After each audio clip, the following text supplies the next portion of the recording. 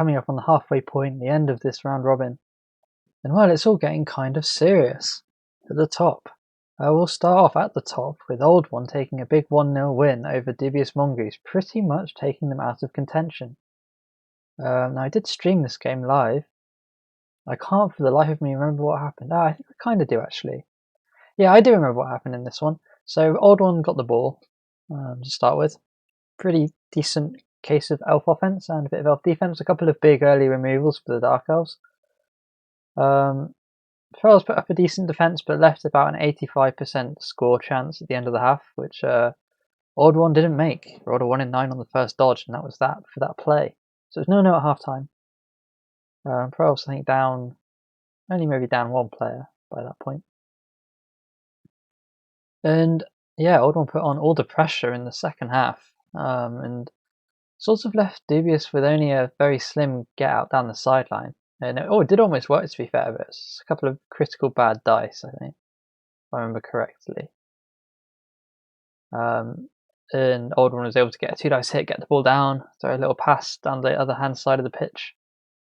He managed to get the ball out of play, as what happened. The scatter was quite favourable for Old One, and was able to turn over the wood at Pro Elves, and take it 1-0. However, Trixie the Triceratops did pick up a level. We'll see what that is in a little bit.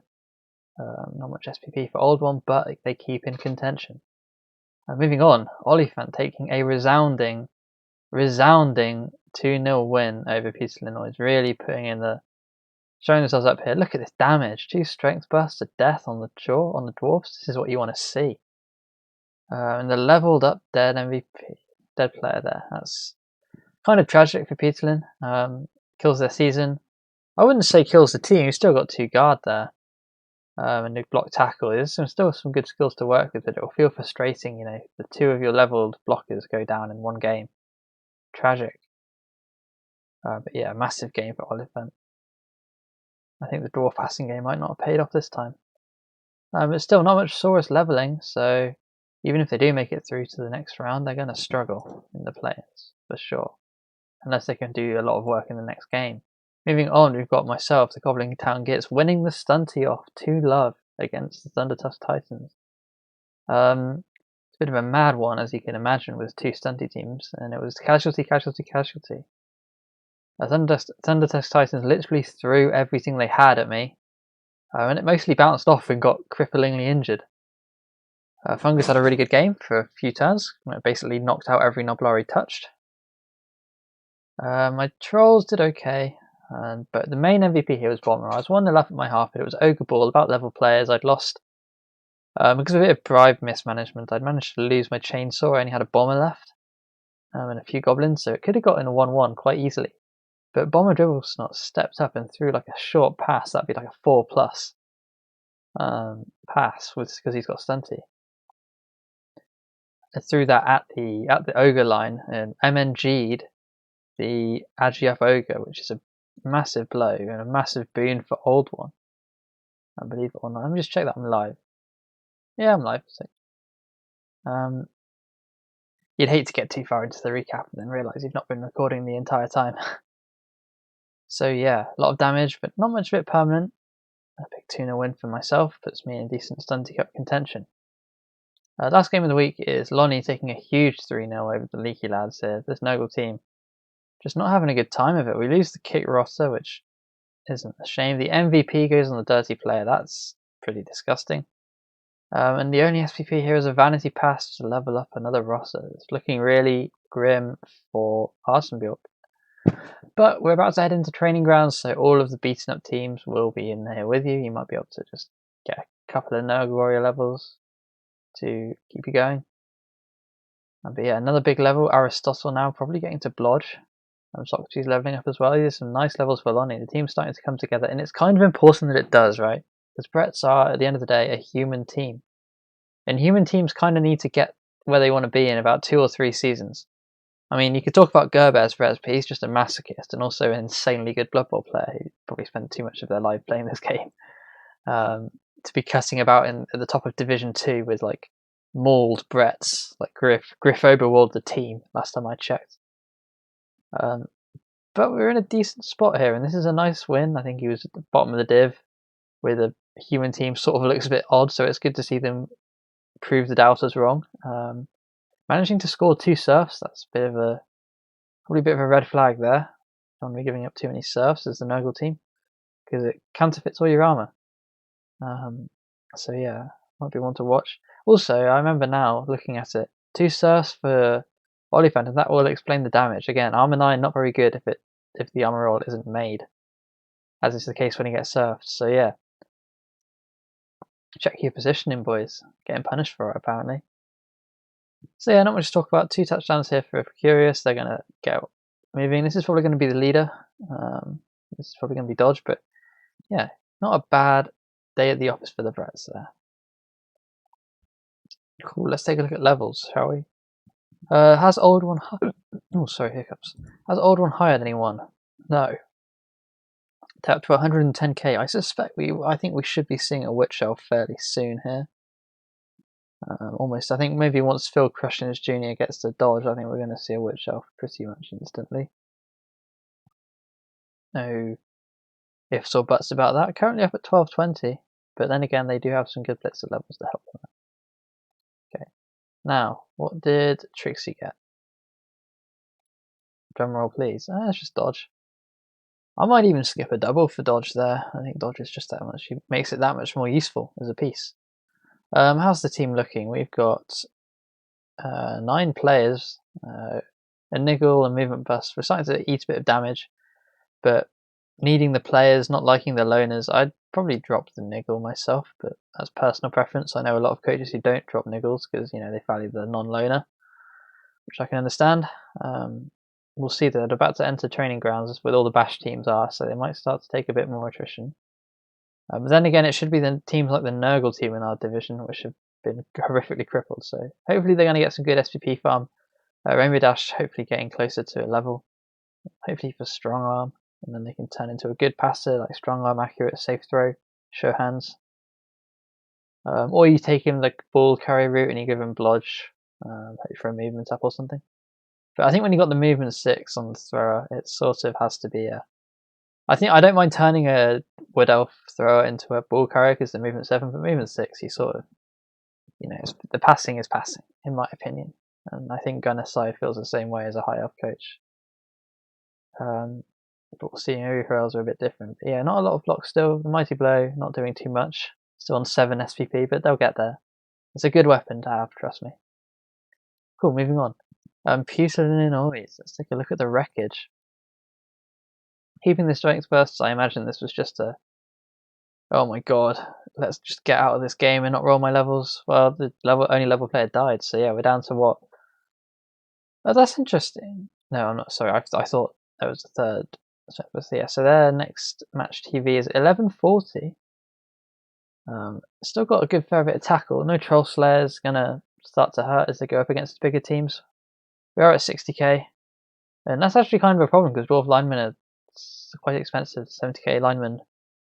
They're in loner hell, which is not something you're used to being in as dwarves. So good luck, Peter Lynn. Moving on, we've got myself. I got 3 level ups, which was great, but nothing exciting. Another sidestep goblin, a guard troll, and my stays gets to sprint. I think the debate is a really interesting one between sprint and sure feet, but I just like having the extra range. I skipped the lizards. Good call, Lonnie. Thank you. Too eager to talk about myself, clearly. Not too much to talk about with the lizards, though. It's just a sidestep skink added to the party. Up at 90k. Yeah, I think we're looking pretty solid here. If a Saurus or a Crocs dies, we can replace them. But Oliphant probably hurting for the Saurus SPP at the moment. A couple of these are in touchdown range, and if it wasn't so tight at the top, I'd be saying go for the Saurus scores here. But they may think they stand a chance of making playoffs. And if you're a playoff inclined coach, you're going to try for the win at all costs. We'll get back to the table in a second once we've been through all the teams. So yeah, talked about myself there. Talked about Oliphant. A little bit, not much to talk about with them. Let's take a look at the Thunder Test Titans because they've been a bit beaten up. But it looks like we're keeping most of this. Either that, we haven't thought about anything in terms of levels, just left the game afterwards, which was, to be fair.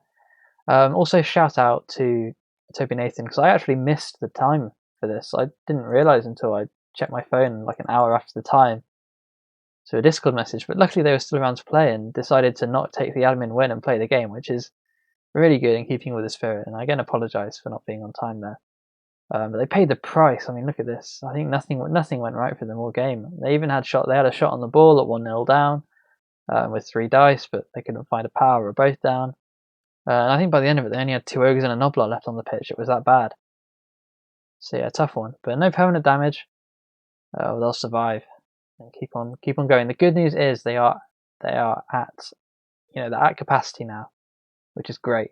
Got the Noblar bench to really work with, and you needed it this game, because if it was back when they only had like 11, this would have been over on turn 6, and that's not a fun game to play. So hopefully the ogres have a bit more scope to get results now they've got their full assortment of players.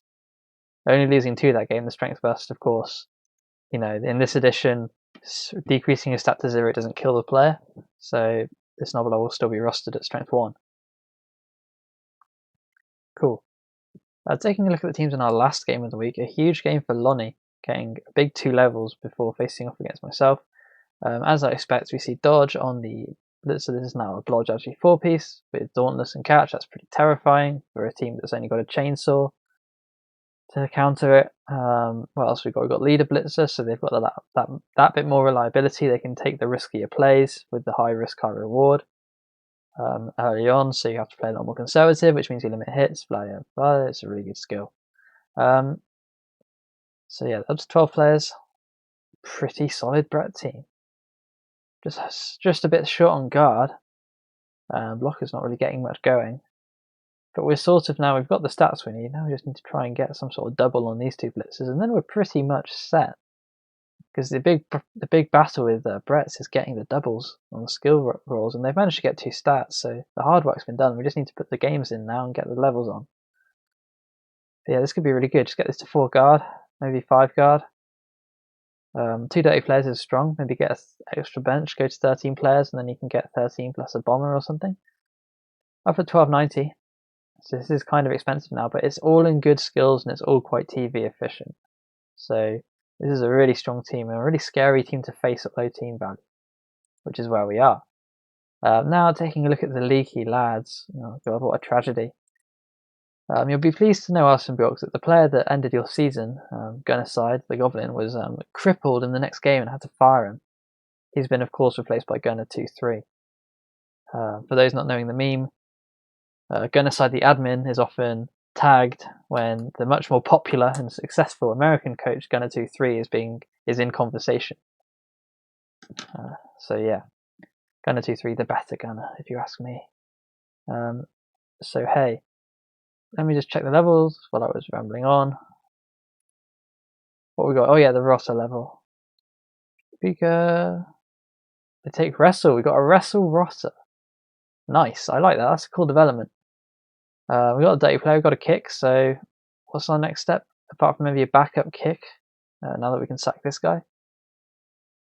We take the Wrestle, I think it's good. Because this is your weakest player in terms of staying on the pitch. We also don't have many natural Wrestle pieces. We have 1 Pestigore, who's going to be the killer.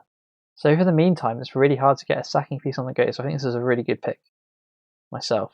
Still at 2 rerolls, which really hurts. I like to try and, in an ideal world, get that reroll, but obviously we've had to lose the Visa Nuggle. He has been now replaced. Warts Machine 2 is on the pitch.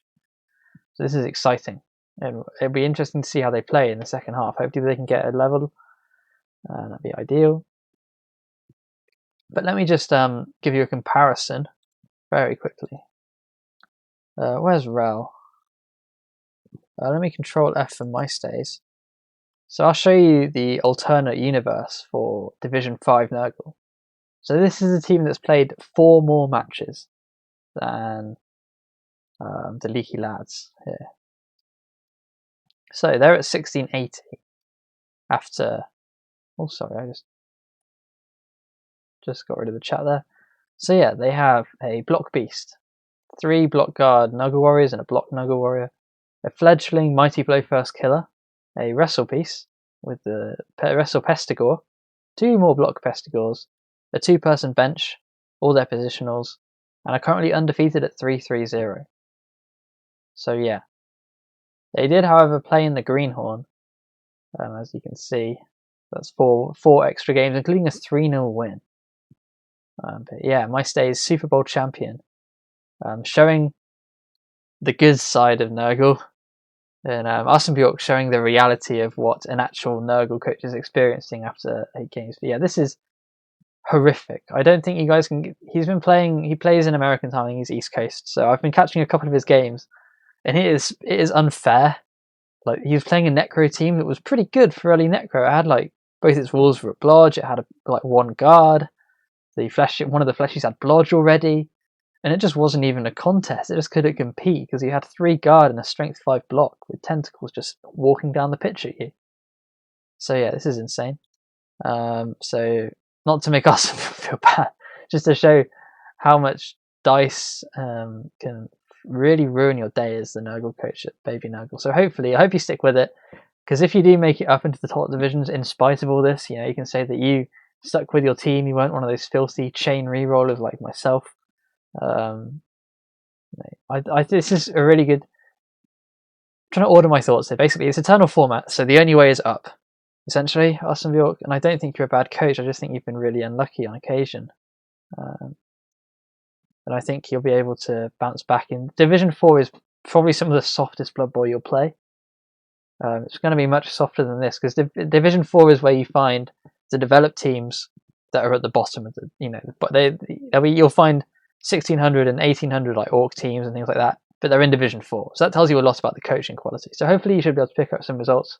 It won't be a complete waste of time, and you'll get some levels. So it's all good.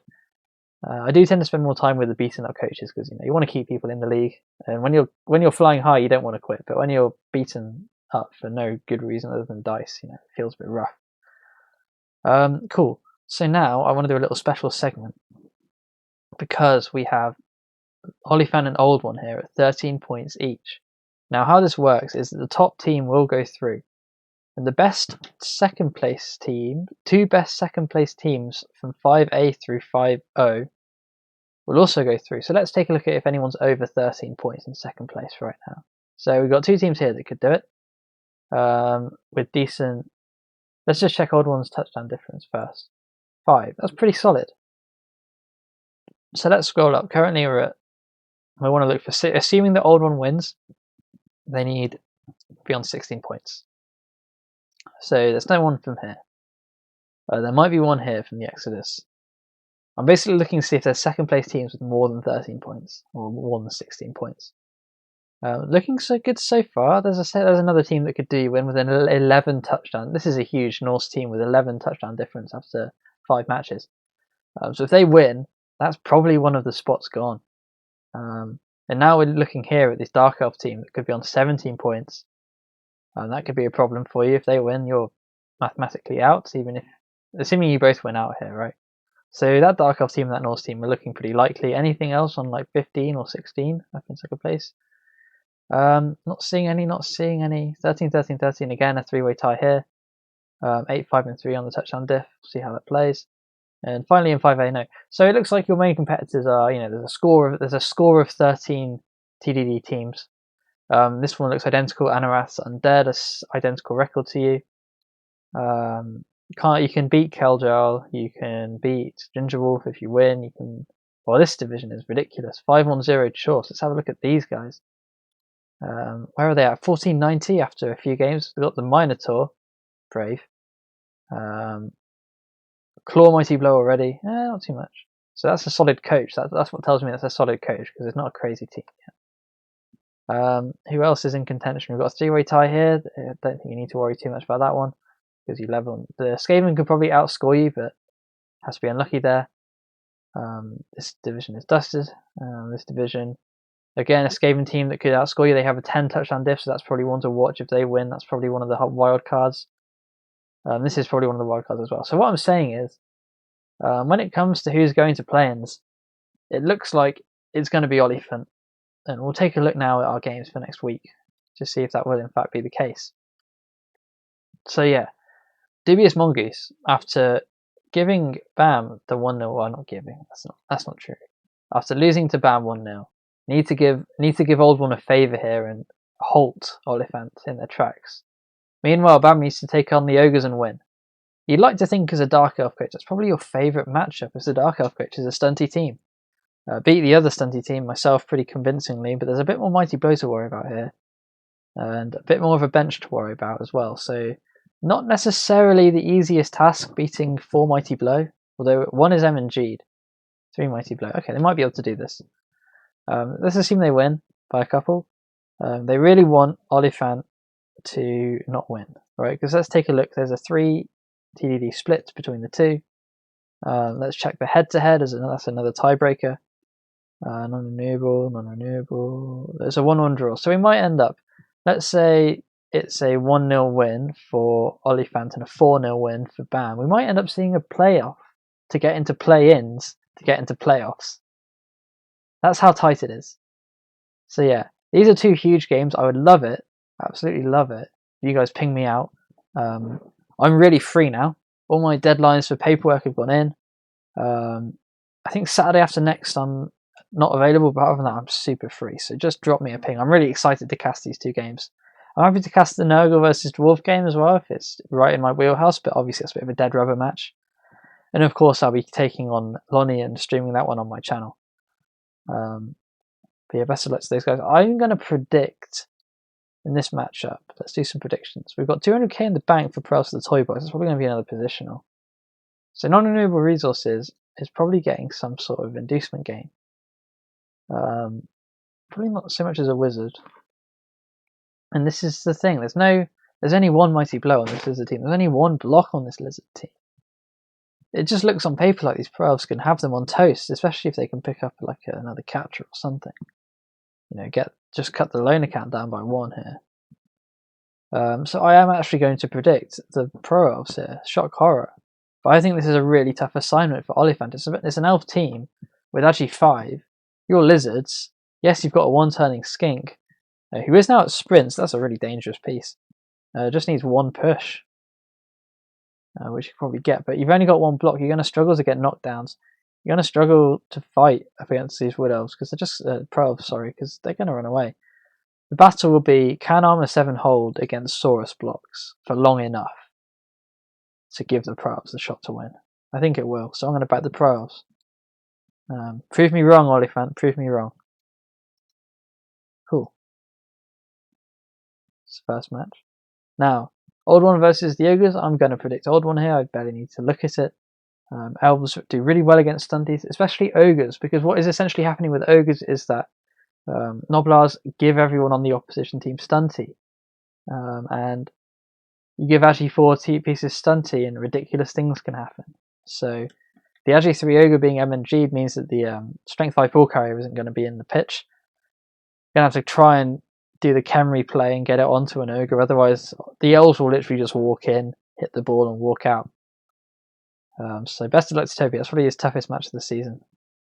Looking now, Peaceful Noise versus Arsenbjorn and the Leaky Lads. The 2 crippled teams fighting here. This is a definition of a dead rubber match. Both teams just trying to stop the bleeding. Fortunately, no Mighty Blow on the pitch apart from this beast, so we'll see what War Machine 2 can do against the Dwarves. Probably not much. That's the clue. I'm going to predict the Dwarves because they just have so much block and the Nurgle don't.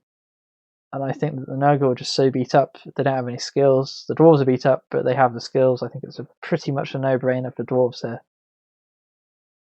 Slow teams could well be a draw, but I think the Dwarves have enough skills to take this out pretty convincingly. Right. Finally, we've got myself versus the Brats. Cool. Where are we here? Nice. I am away, so I'm going to get 320k inducements. That feels like Ripper to me. Let me check my team. I have 12 players. Ripper would take me to 30, and probably Ripper bribe would be my guess. But I'm going to struggle because they have Strength 4 Dauntless, which is horrific. Right? I have a Guard Troll, but Strength 4 Dauntless is Strength 4 Dauntless. 12-man bench, 230 players.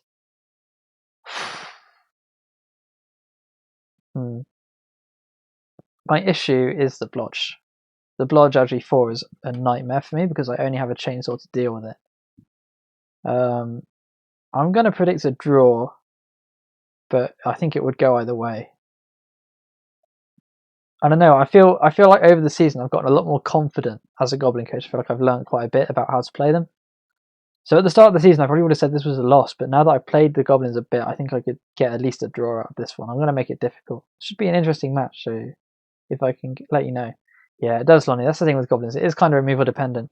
But the trick with Goblins is normally you think if you get good removals, draw, mate. If you get good removals, draw. If you get no removals, you lose. But as you get better as a Goblin coach, you start to make it so that you can get a draw even if you get bad removals. You need good removals to win, for sure, especially against elves. You need a massive removal lead to win. But I think I can at least get a draw from this one, even if the removals are bad. So yeah, that's going to be my prediction there. Let's take a quick look at the Stunty Cup. Very quickly, we do have 2 Stunty teams.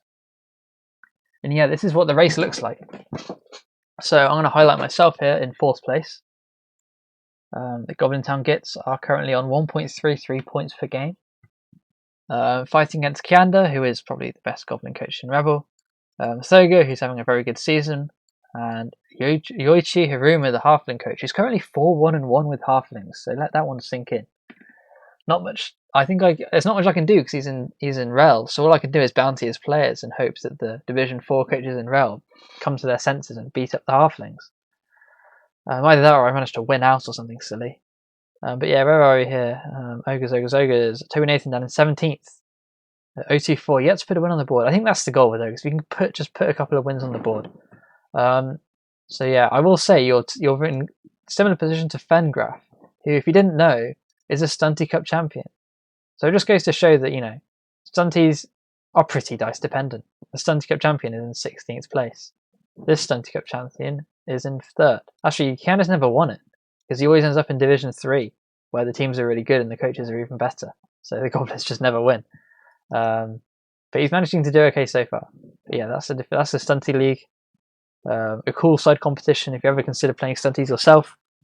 You get a playoffs ticket. You get a challenges ticket if you're the best Stunty. So even if you're not in playoff contention within your division, it's fine. You can still compete with against the Stunties. So yeah, put in your games. Let me know. Shoot me a DM if you want to get them casted. I hopefully will be able to. And may the best coach win. I'm very excited to cast these games. I'm looking forward to seeing how the division shakes out. It's been a pleasure to recap. I'll probably do a final one where I bring out the old format from the pre-cap and show you how your coach stats have changed and things like that. Yeah, do some cool stuff like that. Cool. So thanks for watching, guys. I'll see you all next time.